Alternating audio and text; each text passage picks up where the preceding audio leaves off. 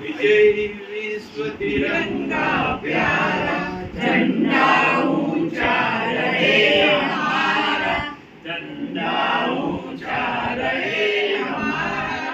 शान न इसकी जाने पाए, नाश जान भले ही जाए, झंडा ऊंचा रहे हमारा।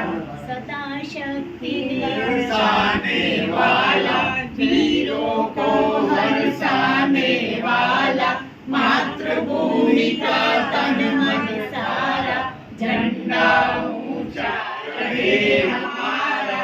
भारत माता की जय, भारत माता की जय, भारत माता की जय।